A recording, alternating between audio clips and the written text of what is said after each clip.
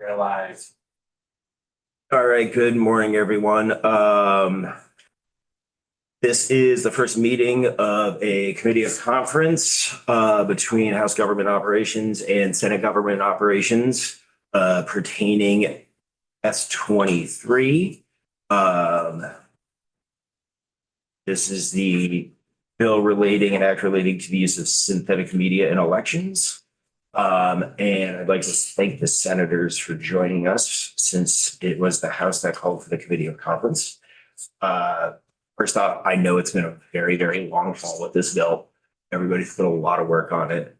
I was going back and just looking at the record of action for the committee work on the bill itself in both of our chambers, and it was definitely an extensive run through.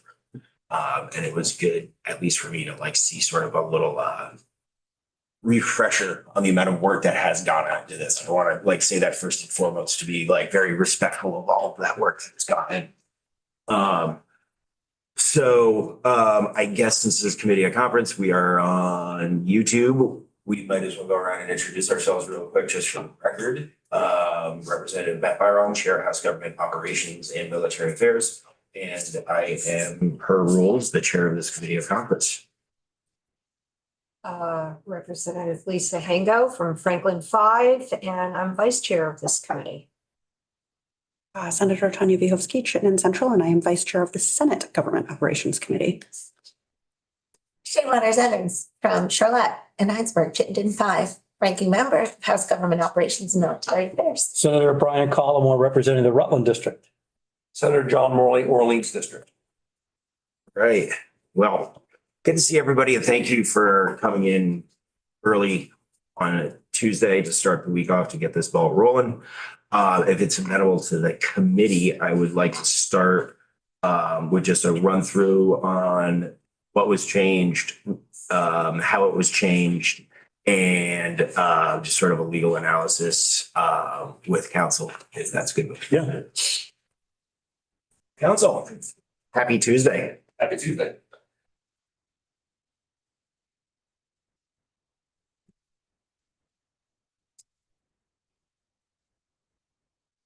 Rick Sable, Office of Legislative Counsel, and I can share the side-by-side that I created for the House Committee.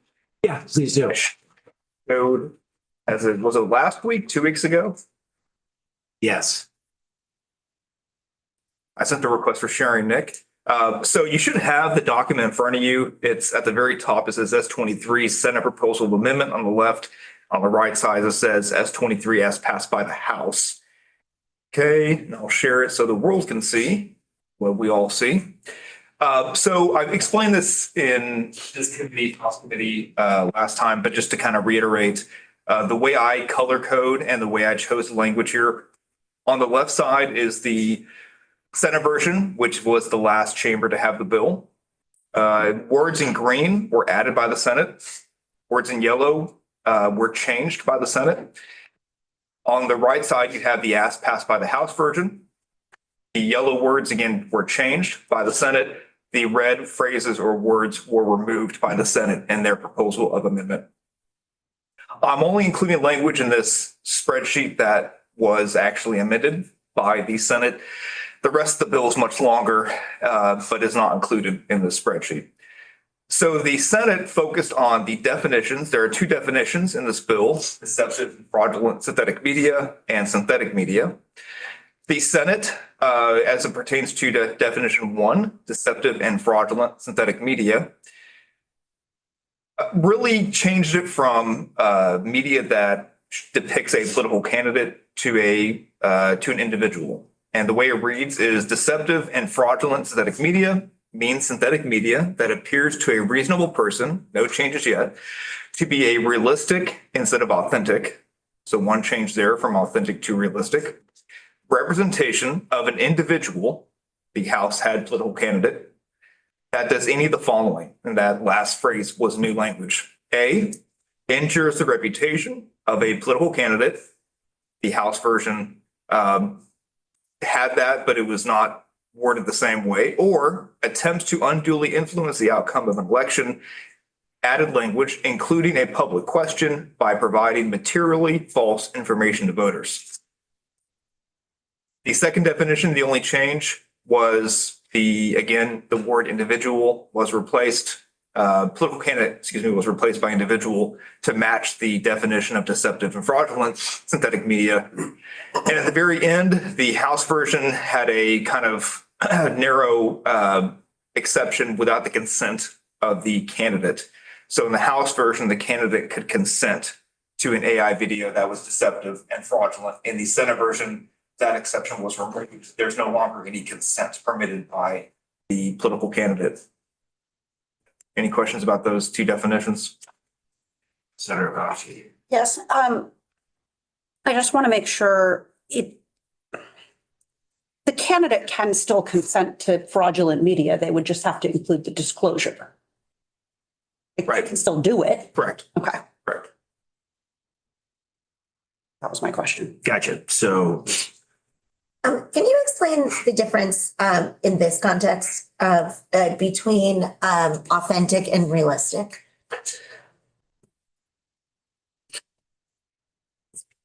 In this context, so when you look at the start of the definition, appears to a reasonable person to be a realistic representation.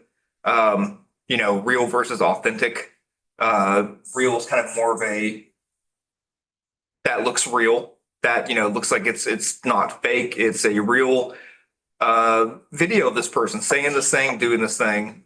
Authentic, I think could some people think that it was created by that this person authenticated this video. They looked at it, they stamped it. There's not a huge difference to me, but there is a difference, I think, in the word itself that realistic is more of a general term that this looks real compared to this is authentic. This is some kind of unique thing that this person approved or they saw it and they're like, this video I approve of. I think that could be seen differently, that word. I guess. Do you think original would be a synonym of authentic in this case? I think I know what you're getting at, but like when you say created by this person, like it's, I don't know. I might be able to help Thank you. if you're amenable to that. It's always. There you go. Rick, would you say that realistic versus authentic is realistic is the perception by everybody else and authentic is the having been created by that one? Authentic refers to the originator of the media. So realistic is the perception Right. from everybody else, of everyone else, of that creation, and authentic is pertaining to the originator of it. That's kind of what I was getting at, but maybe we need a dictionary to really determine the exact how Merriam-Webster's defines it. Because legally, I don't think there is a legal issue here. Okay, But I think, you're right, but I think Yeah. vocabulary wise, if you really want to know, they're not the same word, right? So Yeah. if you want to know the exact difference, I think it would be helpful to consult a dictionary and determine is authentic more about the creators? This is authenticated by, I also think about, baseball cards are authenticated by an agency. They determine this is a real baseball card, right? It's not a fake or a coin. This is an authentic coin. So that's not always the creator authenticating. It's like an expert who looks at it like, yeah, this is an 1875 coin or whatever it is. So I think we should consult a dictionary Yeah. and determine the difference between the two words. Yes, and now is probably not the time for it, but at some point I would love to know the reason for the change, but I understand we're just doing the definitions right now. Senator Mahosky, and I would like to note I'm 2 for 2 on not calling you a representative. I appreciate that. No. So As I read it, because of the lead-in language, both of them are about perception, because it is about the perception and appearance to a reasonable person. But I did Google it. Realistic refers to how closely something mirrors real life, logic, physics, and objective, tangible reality. Authentic means being true to the original, possessing high credibility, or faithfully representing the spirit, tone, and character of a subject, even if it is not technically realistic. So something could be authentic and not realistic. Right. And something could be realistic and not Right. authentic. Got it. Got it. You are correct, Senator, about the intro language. It's how the person views it. And I don't know if a court is going to get tripped up by this word and the difference between the two, but yeah, they are different. And I think it'd be a choice, policy choice of how you want to phrase this, quite honestly.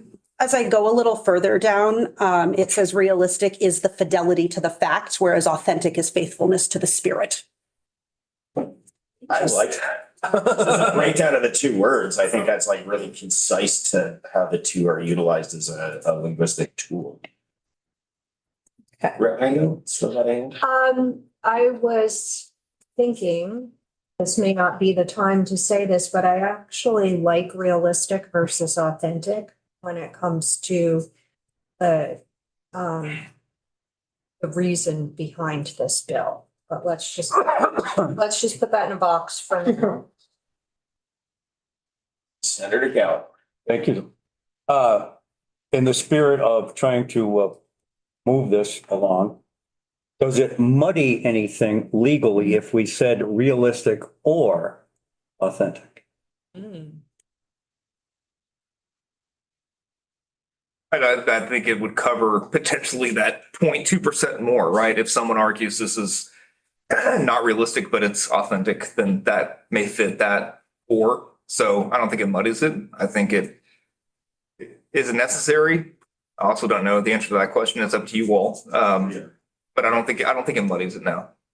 Senator Bosky. When I think about, the sort of material false aspect, and really about the facts, realistic makes more sense to me, because something could be a lie, but authentically created. Like, I made it, it's still a lie. It's legit. It's not a fabrication of the machines. Right. Yes. But realistic sort of gets at fidelity to the facts, which is sort of in our definition as well, that materially false. So I think it fits more with what we're trying to do here. Okay.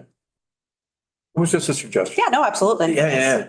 And, and I mean, I guess like with to the concept of the the question is like, and this is for us to decide, does it help or hinder an illegal challenge? Right? Does it muddy it, murk it, and make it less clear if somebody is challenging what we're gonna, I presume, send to the governor's desk to become law?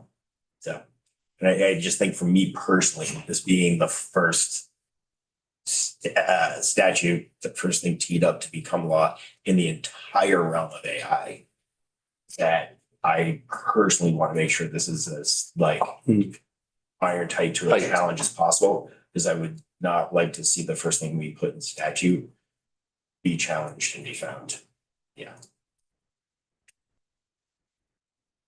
Okay. Any other questions for this point? Council.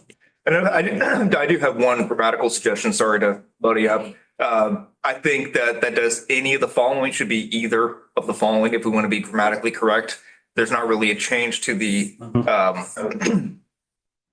that. So I would recommend the committee consider if we're going to change the definition to that does either of the following. Something I didn't catch the first time. Where are you at? Sorry. We're still discussing the authentic and realistic. The So green, be either of the following authentic Yes. Okay. or. It's hard to read with the dark green. Yeah. If that gets changed to either, would it preclude both of those things? Okay, so it could do both of the following. Yes. Okay. Yeah. I mean, at that point, it wouldn't matter, right? If it does both, it doesn't mean it's not deceptive and fraudulent. Okay.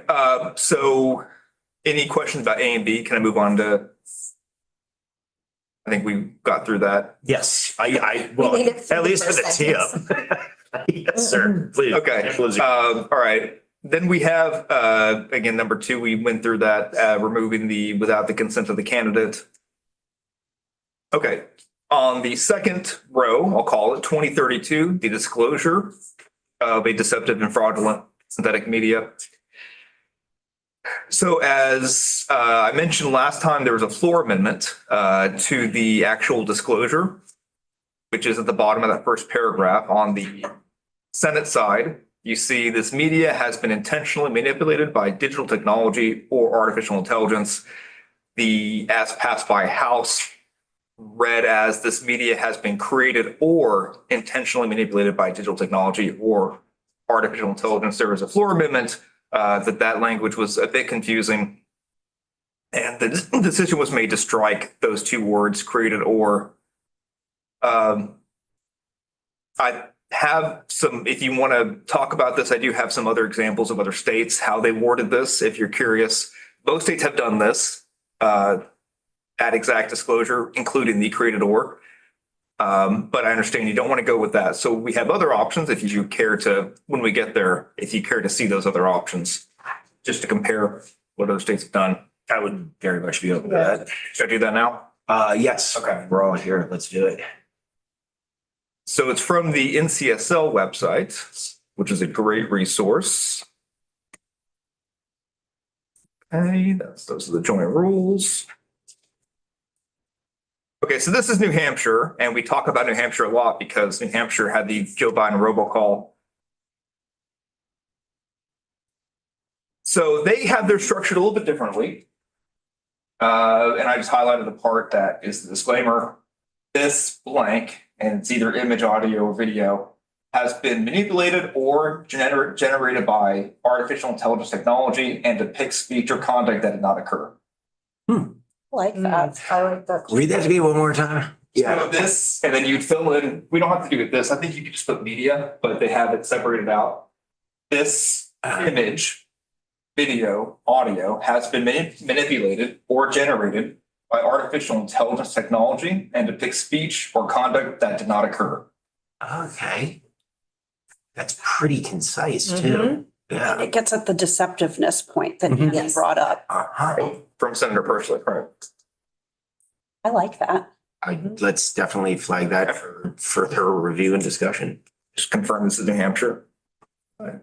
Yes. And that would replace that sentence at the end of the paragraph on 2032. Right. Okay. I like it too. Okay, then I have, Says what we're trying to get at. It really is. That's why I was like, wow, that's concise and just really to the. this is a Colorado. Similar, this image, audio, video, multimedia has been edited and depicts speech or conduct that falsely appears to be authentic or truthful. One more time, sir. I feel like I'm at the eye doctor. I'm like 1 and 2. That's wording. This image, audio, video, multimedia has been edited and depicts speech or conduct that falsely appears to be authentic or truthful. Nah. I think it says the same thing, but it's way more word salad. And edited is not the same as created. Correct. It doesn't match this bill quite as well as the Yeah. New Hampshire bill. Okay, Yeah. Okay. We're back to 1. Thanks for the examples. sure. I have one more. Okay. Please. Okay. The eye doctors really give you 3. I love a good trifecta. This is California. And theirs is very, very brief. This blank has been manipulated and is not authentic. And it would be the same image, audio, video. Mm-mm. I like our New Hampshire. I do too. Yeah. And I mean, like, as much, it absolutely yes to the language itself being more amenable, but also I think it's good that we're kind of like leaning into a neighbor on this too for like continuity within the region. Mhm. I think that helps also.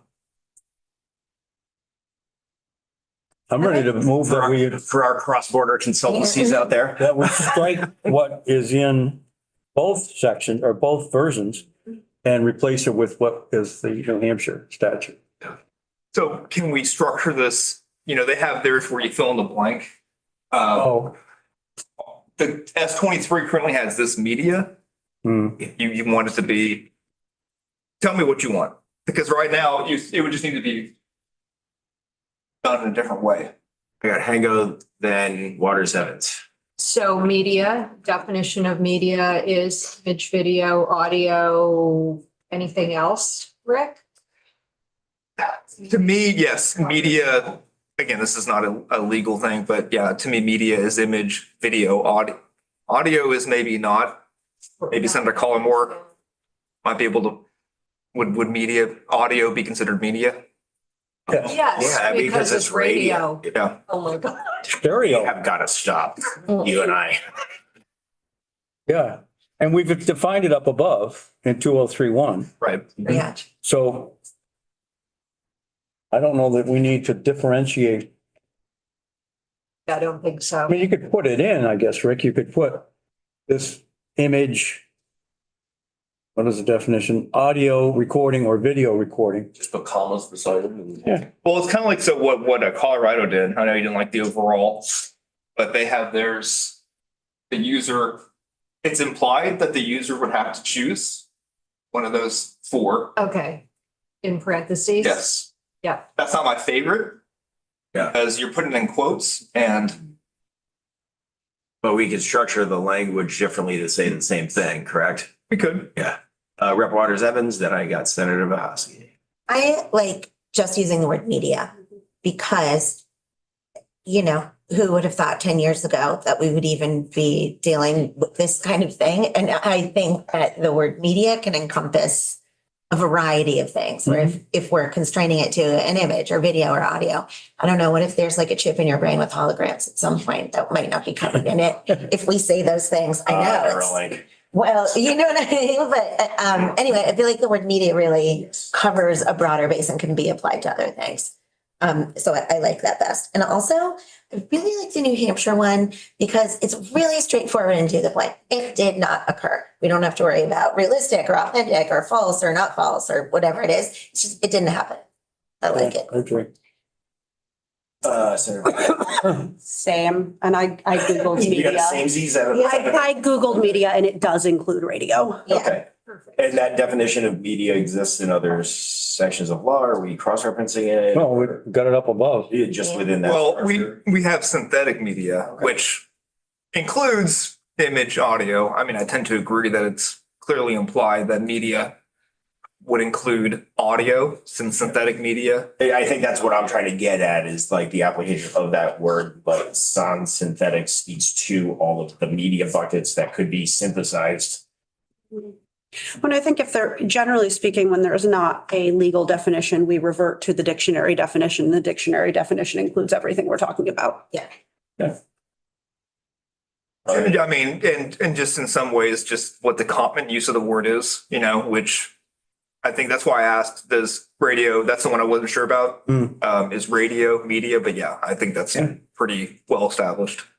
Representative Hancock. So we still have an outstanding question on this 2032A disclosure, and that would be the removal of stated or. Yes. Right. But before we jump into that bucket, I I just want just wanted to know. Yep. I just want to confirm with council and the committee that we are moving forward with a restructure of language for him to present to us, built upon primarily the New Hampshire statute. All right.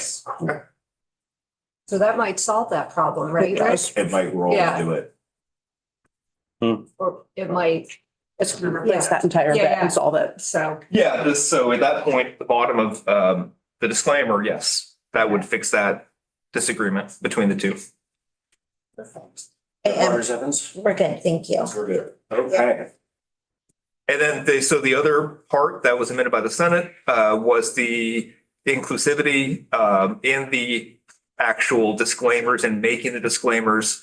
The Senate added a couple of inclusive lines. So for deceptive and fraudulent synthetic media, and in video recordings, the text of the disclosure shall appear in a size. This is the bottom of page 1. Yep.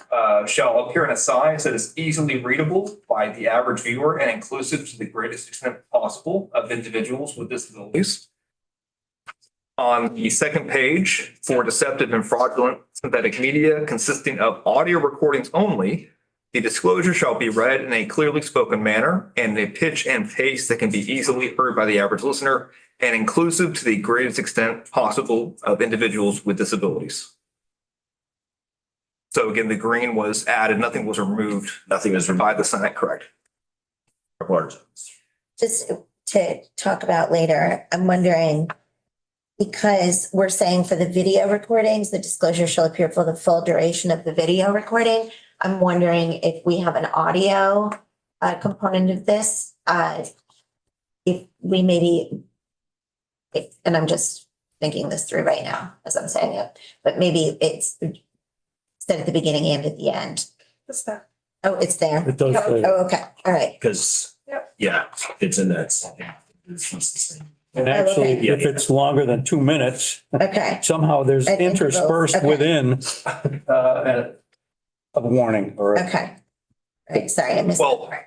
I just got worried. Just to clarify, that's only for audio recordings. Correct. Yes. Yeah. So video would not have that. It would, Well, so video, it says the disclosure shall appear for the full duration of the video. Yeah, Yeah, Whereas you have that 2 minute sort of timeline, where you would have to Right. engage with the disclaimer disclosure once it hits a 2 minute point. Right, because you can't have the audio go for the whole time or you miss the audio. right. It becomes very confusing. it's a lie. It's a lie. That's what I think that's very inclusive. I can't imagine. I believe it would be, did not occur.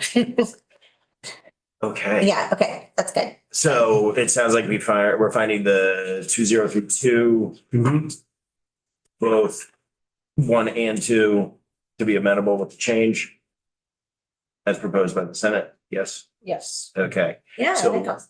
The peg we're trying to square right now is to see what the language looks like on our agreeable position that we build it off of the New Hampshire structure. I'm seeing nothing but like nodding heads and Yeah. positive body.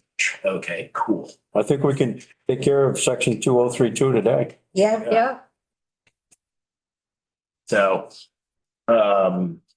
section 2032, as far as that,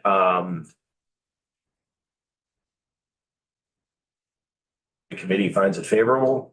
Mhm. So just I guess I'm gonna look to the members who've done more committee conference here. Is this just like a straw poll thumbs up?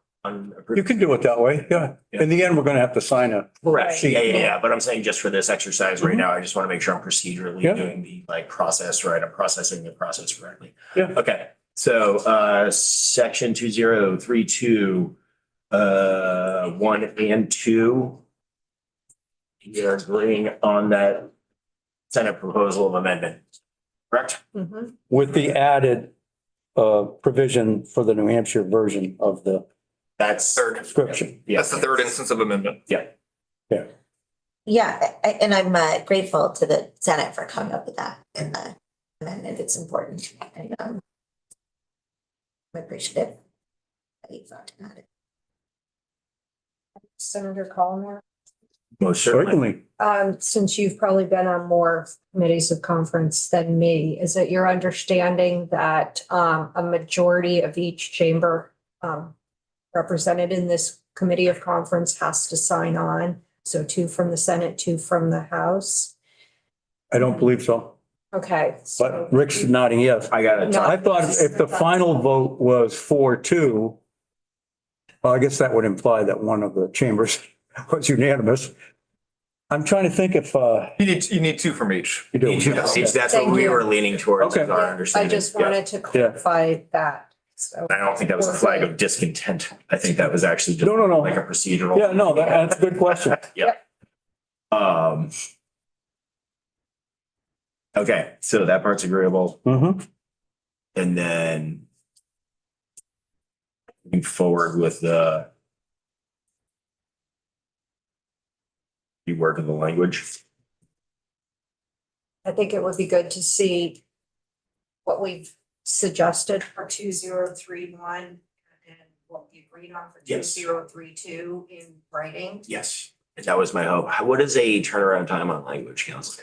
So for 2032, won't take me long because you're acceding to the Senate's proposal, meaning region 1 and 2. To number 3, you are asking the Senate to recede from their third instance and you're proposing new, this is the disclaimer language. Then for the first instance of amendment, I don't quite know yet what you want to do.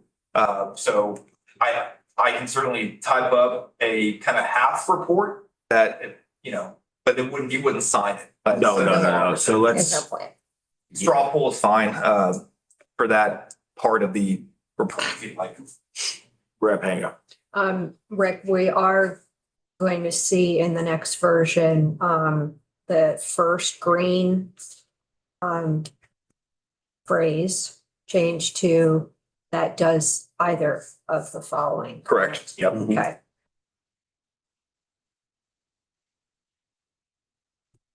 Rafsky. I also, and I don't know that we straw polled it, but I feel like the majority felt realistic made more sense than authentic, given that it pertains to the facts. I have a star next to that word on my notes. Okay, I circled it. Dog ear and the same. Yes. So the either and the realistic seems to be amenable. Rep Hango. So I think one of the outstanding, looks like there's two outstanding items. We didn't talk about including the public question, but the big outstanding item is the change from political candidate to individual. Yep. Am I correct, Rick? Yes. Correct. So public question and then the individual to the candidate. All right. So open up the thought bubble. Do you actually, counsel, do you have anything to discuss within that you didn't discuss before, or is this on us now? I think this is on you, really. I think if you have questions, I'm here, but yeah. Yes. I had Waters Evans first, then I had Hango. I want to just start with saying, I think that including a public question, I think is a good idea and I'm amenable to that. Because the point is to make sure people aren't being falsely given information about a vote and about an election. So I feel like many elections do include a public question, not just a candidate. So I'm cool with that language, with including the public question is fine with me. You know, the other part, the political candidate versus an individual, I feel pretty strongly that we should limit it to political candidate this time, and public question, I guess, is the other thing we limit it to. I'm not. The crux of it for the House committee, at least, was that we were concerned about freedom of speech and not limiting people's rights, you know, to parody, to satire, to you know, expressing their opinions. And I think it's tricky in this context because many, if most all political ads are, the intent is to influence the way somebody votes. So it's more about, you know, I feel like in what we are trying to do is not limit free speech. And I feel like in a weird way, like saying any individual might inadvertently do that. And make things so much less clear that it's not a law that can, you know, withstand further scrutiny. And I don't think in this political climate and the way things are now, no matter, you know, what the politics are, there's an executive order that's trying to limit states from doing this in the first place. And I feel like we need to come up with something that's really sound and defensible. And my preference is to not change it to individual. Did you have a hand up first, I Representative? had a hand, but I'll wait for Senator Okay. Husky because my hand was half-hearted. That's exactly why I asked you for clarification on the intent of your hand gesture. Yes, Senator Yeah. Mahosky. So the bill later does include a very clear exception for parody and satire. And my concern with limiting it to political candidates, and this is an example that came up in our committee, is, say, for example, Senator Sanders is not on the ballot. He's not a political candidate. Someone could create an AI video materially false, something he said or did in support of another candidate or in opposition to another candidate, and it would not be captured. An example that came up a bunch is, you know, someone could utilize a very famous celebrity. I think we used Arnold Schwarzenegger in our conversations to be spreading materially false information about an election. And that still may have sway with voters, even though it is not the candidate. And so we felt quite strongly in the space of protecting elections, that the exception for satire and parody and the limit to it around the election with the materially false addition narrowed it in such a way that captured what we wanted without fundamentally limiting everyone's free speech. Rebecca. Now it's not half-hearted. Thank you for explaining where you were coming from in the Senate with that. I feel that in both the Senator Sanders and Arnold Schwarzenegger incident, examples. Yes. Yeah, they both would influence, both of those examples would influence either the outcome of an election for a political candidate or the outcome of an election for a public question. It doesn't matter who is saying it, who is depicted doing it. It still would influence the election and of something. And that's what we're getting at with this bill. So I don't think that we need to limit who is speaking or writing or doing something, because it's all going to be finable if it's trying to unduly affect the outcome of an election or anything. Does that make sense? And that was what we were trying to get at with our definition, was not limiting it to the candidate that says it, but trying to define and limit based on what it is the individual is doing. So I think in your example, you're talking about the originator, and what I envision the bill as is the outcome. So it's an originator versus an outcome again. And I would like to see the originator be not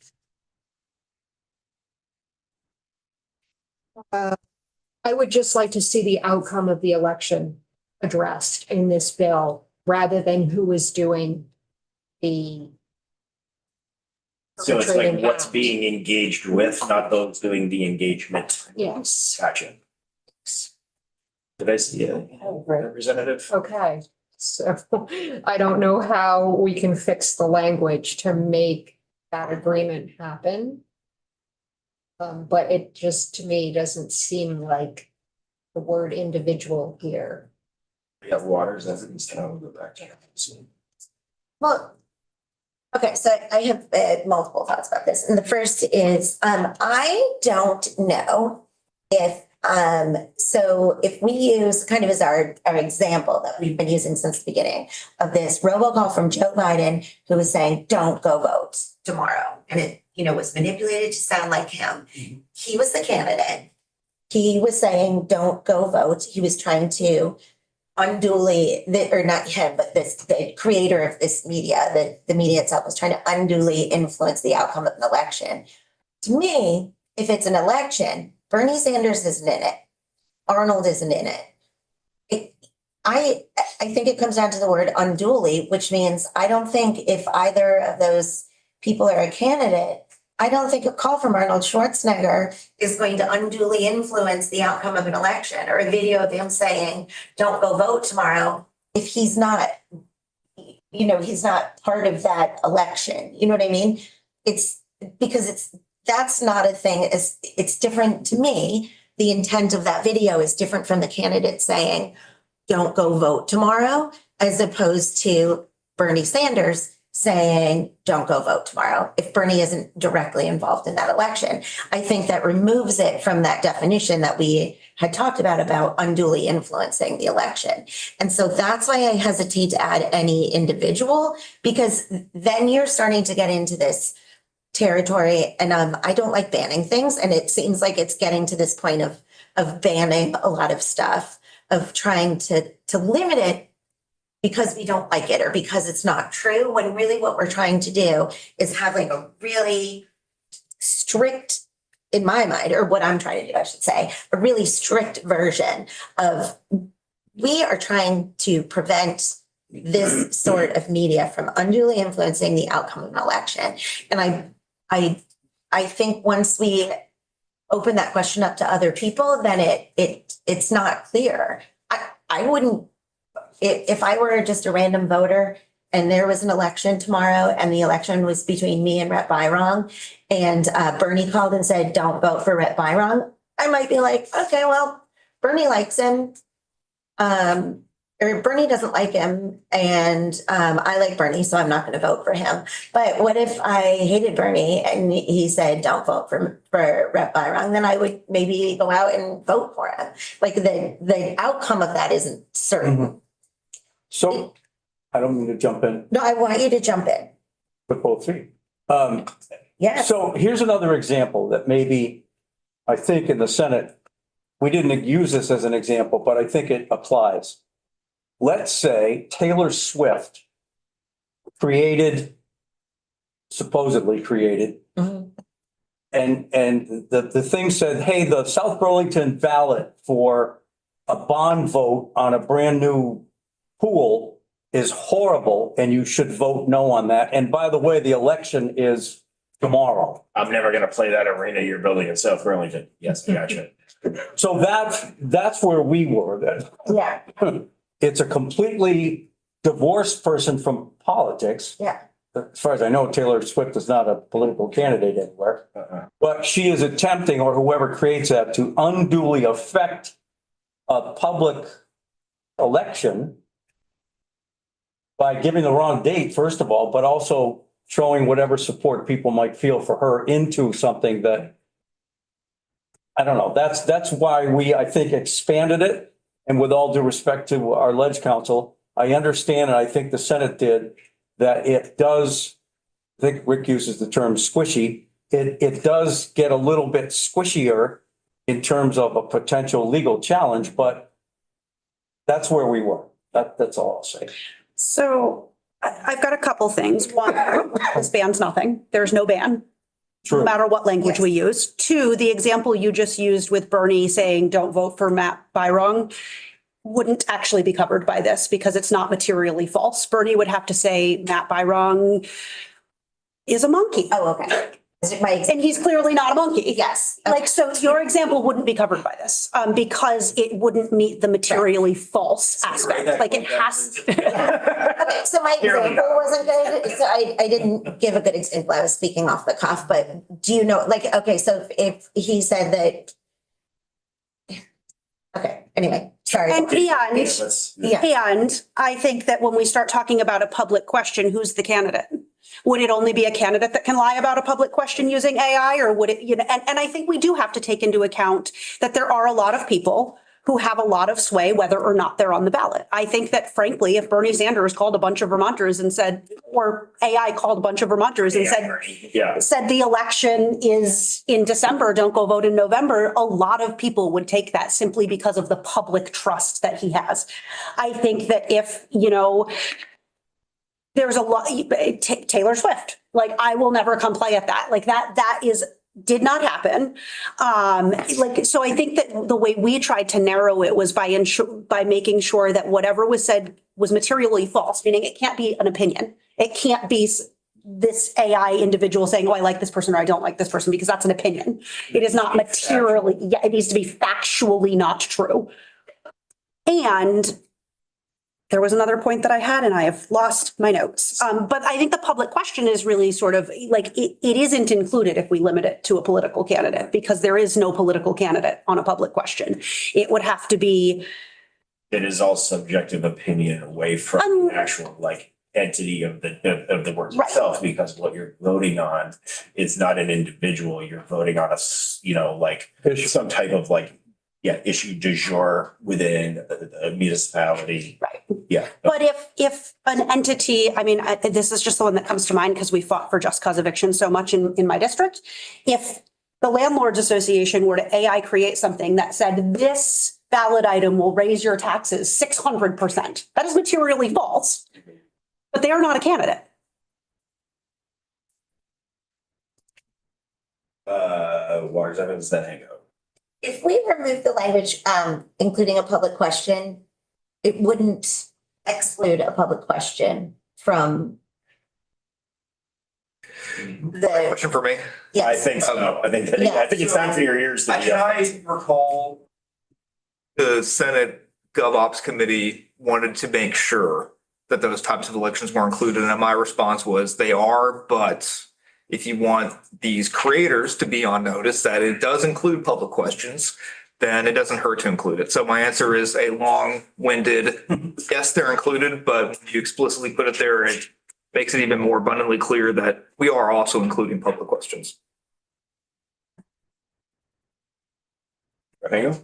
So I think I like the inclusion of the public question as sort of a belts and suspenders. It makes it much more clear to me. And now I'm thinking about this individual versus political candidate. And I really like Senator Collimore's example of Taylor Swift, who is not a political candidate at this moment, coming out and saying something in an altered video that she really didn't say, because we have it later on. It did not occur. Not to vote on the whatever in South Burlington. I like that example. That makes it really clear to me that the realistic representation of someone doing or saying something false could be of anyone saying something false or doing something false. So Rick, my question was, at one point I heard that this would not be defensible in a court of law. Less now- defensible. Or less defensible, sorry. But now it's appearing more clear to me that altering anyone's words or appearance in an advertisement that will unduly affect the outcome of an election should be defensible. Yes, no, maybe. So I have one court decision to go on, right? And this California District Court that said the California law was unconstitutional. It's one judge. As I told every committee that is asking about this, every member that's asking about it on and offline, that it is, one court. However, it's a ruling we should put in our library of things to think about here. I think my main concern with expanding it to individual is you are expanding the restriction on the First Amendment. Doesn't mean it's unconstitutional. It just means you're now lumping in more speech, which when the government regulates speech, even though it's not a ban, you are requiring a disclaimer, your red flags go off because it's something the government normally doesn't do.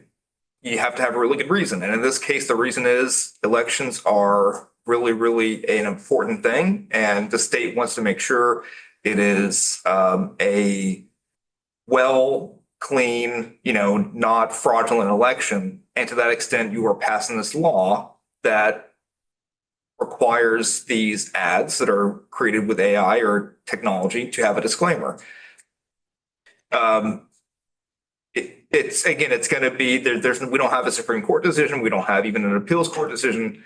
But when you open it up to any individual being depicted, you're just widening the scope. And that's all I've said. It's probably less defensible, but you still have the idea of trying to maintain the integrity of elections, which is a compelling interest the government has. Okay, I got Waters Evans, Hango, Hosky in there. Yeah. So when we were talking about this in the House, we went through a lot when we were discussing this bill after it first came over from you. And that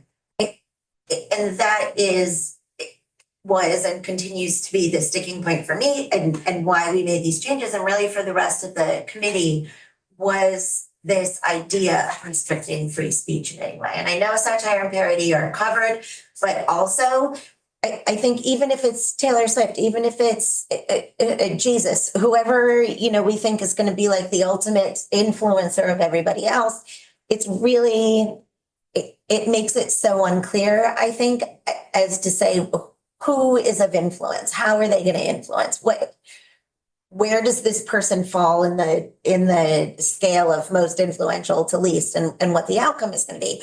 Those are things that we cannot predict. We only have what we have to go on right now, which is we don't want to restrict anyone's right to make these things. They can make them all they want. They just have to include this disclosure, right? I think having the disclosure itself,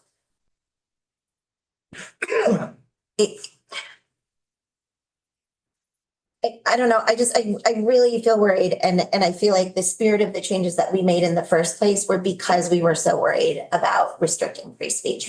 And it is, you know, arguably one of the most important thing we've got going for us right now. And I feel like putting any limits on that, A, is just dangerous and unacceptable. And B, also, I don't think we should be passing a law that doesn't have the teeth behind it to really to stick with it. You know what I mean? I feel like we change laws every session, every year. We change laws from before. I feel like if we start with something that's sound, I think if we start with something that we feel like is going to be a really good path forward, and then we want to expand on it later, if, you know, something else happens or there are court rulings in other state that give us some guidance, we can always change it. But I feel like we should start with like the firmest footing possible. So I just want to point out, we have Yeah, no, a I got floor 12 and o'clock. Oh, yeah, sorry. so we probably ought to Yeah. think about Yeah. the next meeting too. Yes. And so I want to like, just like take a moment for like chair's prerogative here. We're like, I want to reaffirm the point where like all of these points are very, very valid and tangible, but focusing on the defensibility of this being our first law that is going to go into effect for this election cycle, because this is on passage and the Secretary of State's office is waiting for it to start implementing it once we're done wordsmithing. So the defensibility of it, Mhm. in my opinion, outweighs some of the intent for this first foray into this like bucket of law. Got Hango, I got Mahosky, and then we got to hone things in because you all got to get to the floor in 7 minutes. Okay, thank you. So this is very naive of me. But first of all, these types of laws are really new, right? We don't know where this is going to go. So that's removed from the next thing I'm going to say. This is my naive thing. Free speech to me equals truthful speech, unless it's a parody or satire. So I feel like, and this is a question, the disclaimer is only limiting media that is knowingly falsely created. And when you Google free speech, one of the limits on it is defamation, which is libel and slander. And some of these instances that we've been talking about sort of fall into that for me. But this isn't the end of this discussion, so I'll yield to the senator for final comments. Yes, no, I appreciate that. And I think the really important piece for me is providing materially false information.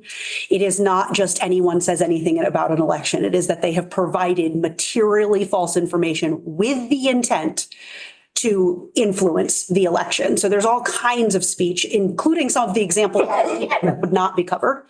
It is a disclaimer. And the reality of it is we don't know what's going to be defensible or not defensible because it's such a new area. And given, for me, the importance of elections and the increasing ways we've seen interference in elections, protecting our elections feels of the utmost importance. And I don't want to always just be playing catch up the next time something terrible happens. So could we meet tomorrow? One of the issues that we have is Senator Morley won't be here after tomorrow. 11:30 work? Just a suggestion, you'll have to lead health and welfare and you would have to lead judiciary. Yeah, we'll have to. Or should we try? We actually have nothing We're wide scheduled. open. I have that as a hold slot. All right. I'm sure I can lead Senate Ag. Okay. Do you want to call it at 11 or 11:30? I think 11. 11:30 is probably, because we will be meeting and I don't. Okay, then we'll push into lunch. Yeah, Yeah. maybe. Maybe we'll all So what time? sleep on it and come back and say, you know what? That's right. I need to see what's on the agenda and if it can, for judiciary. It's just one possible Yeah. time. 11:30 works for me. Okay, My agenda is not loading, so I don't know if it will work. So where we are right now is the sticking point is the individual to political candidate. Correct. It's how The way I see it, the yeah. structure. that's exactly it. But I guess we should say that we agree with most of what, Yeah. the House agrees with most of what the Senate. Yeah, I think we're has. 85% of the way home right now. If I was gonna do soft I'm math. helping Yeah. you with your agenda. Yes. Well, I don't have to do hard math. And stay. I used to like math. I'm an idea guy. At 10:40, you're listening to S.23 Act relating to standards for law enforcement identification. Okay. Is there a So- vote on that? Because I think we're Nope, interesting. no, just discussion, and then you have nothing until 1 o'clock at the floor. So 11:30. Depending on how- 45 yeah. minutes. Depending on how long that discussion goes, I could probably 11:30 work. All right. Great, there you go. That is not a bill I can just bail on. No, That's pretty- I understand what that bill is. I didn't even have to hear I heard the number and I knew what was being discussed. Yes. So I understand that. So what we'll do is we will put down like a 11:30 start time with some built-in flexibility for Senator Bohosky and that policy discussion in Senate Judiciary, but we'll sit down tomorrow and work out this final piece and your light is flashing. So with that, great first meeting, folks. I really enjoyed that. Thank you. Thank you, And Nick. you can take us off, Nick. We will reconvene tomorrow at 8.